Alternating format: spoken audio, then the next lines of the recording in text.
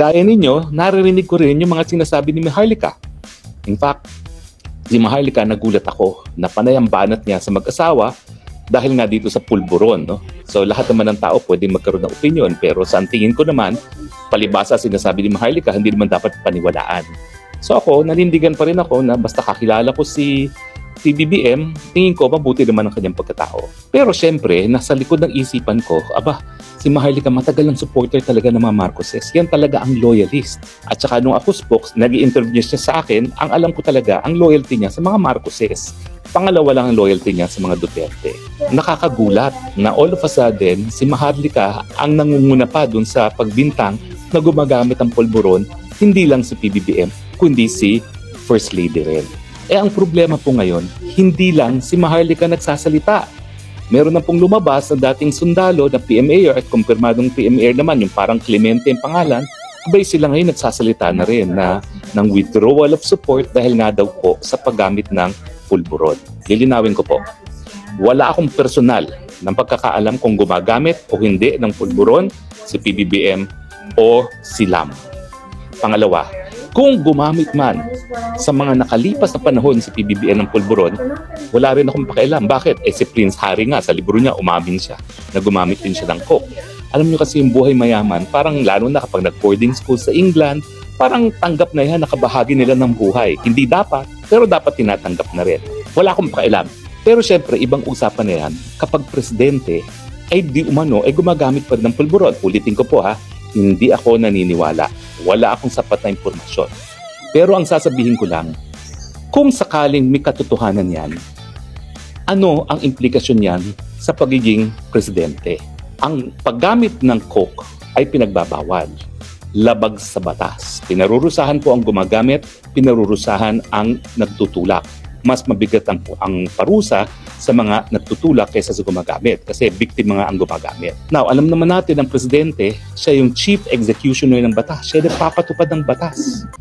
So kung may katotohanan ang mga paratang nitong si Maharlika at nitong Clemente na gumagamit ng pinagbabawal na gamot ang ating presidente, yan po ay labag sa batas. At dahil yan po ay labag sa ating batas, yung Dangerous Drugs Code, yan po ay po pwede maging ground for impeachment.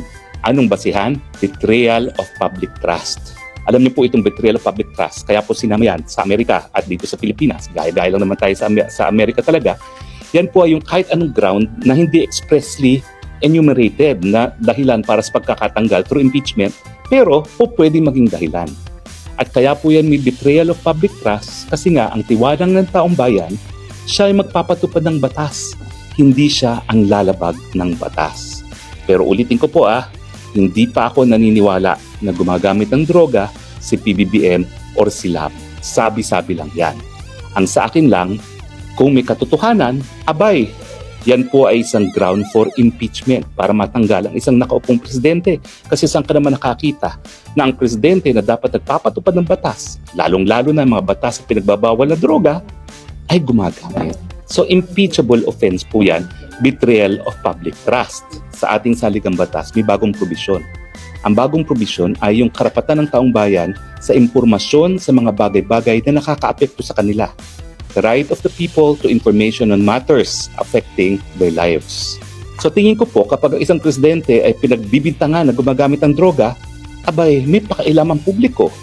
Kasi unang-una, yan ay labag sa batas na dapat pinapatupad ng presidente. Pangalawa, nakaka-impluwensya yan sa desisyon ng presidente. Mantakin nyo ang desisyon kung makikipaggera sa China, mai-impluwensyahan ng droga. Yung desisyon kung ipakukulong ang mga Duterte sa ICC sa Hague, baka nai-impluwensyahan ng droga. Yung pagkikipag-usap sa mga terorista, baka nai-impluwensyahan ng droga. Well, dahil may karapatan po ang taong bayan sa impormasyon na nakakaapekto sa kanilang pang-araw na buhay, at dahil gusto ko rin malaman ng katotohanan, dahil ako gusto kong ma-assure ang sarili kong hindi ako nagkamali doon sa assessment ko na mabuting tao itong si PBBM. Ang aking suggestion, my humble suggestion, magpa-drug test si Presidente. Dahil dyan po lalabas ang katotohanan kung siya ay gumagamit o gumamit ng droga. Magkakaroon po yan ng residual effect. Yan po ay para din sa kabutihan ng Presidente, ng malinaw at mapasinungalingan yung mga paratang. Ayaw ko naman po na palaging pinagbibintangan na gumagamit ng droga ang aking presidente. Gusto kong malinis din ang pangalan ni presidente at sa pamamagitan ng siyensya sa drug test, yan po ay mapapatunayan o mapapasinungalingan. Yo, what's up mga boss? Ayan, narinig na natin mga boss, no? Galing mismo kay Attorney Harry Roque mga boss. Itong pinagbibintangan or pinagbibintang nila dito sa ating presidente Bongbong Marcos at sa kanyang asawa, First Lady Lam Marcos mga boss, no? Itong si Lisa Marcos.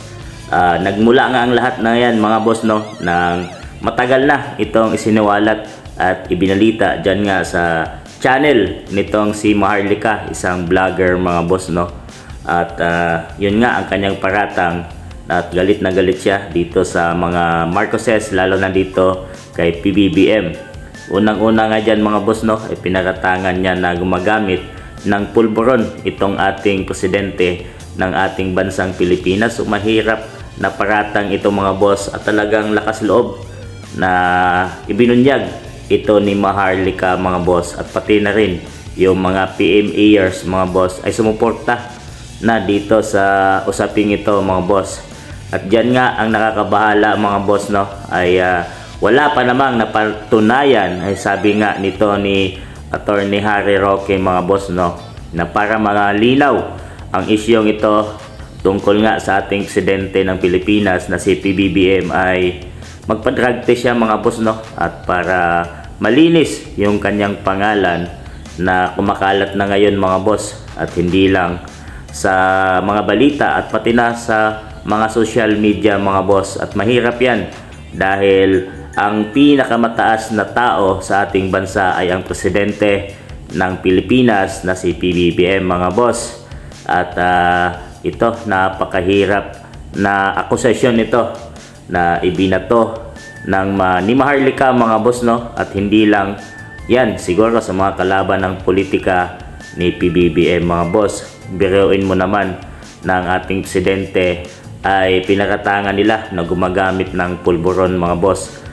So talagang ang presidente kasi mga boss ay siya ang namumuno sa ating bansang Pilipinas. Kung sakaling ganyan nga ang ating presidente ay magiging tagilid ang ating bansa mga boss, at lalaganap ngayang mga ipinagbabawal na yan sa ating bansang Pilipinas na noon nga ay nilalabanan yan ng ating dating Pangulong si Tatay Digong mga boss, no, Rodrigo Roa Duterte mga boss. So yan nga ang kinabahala din ni Attorney Harry Roque, at saad nga niya ay hindi siya naniniwala hanggat hindi napapatunayan itong isyong lumalaganap at kumakalat na sa ating bansang Pilipinas mga boss.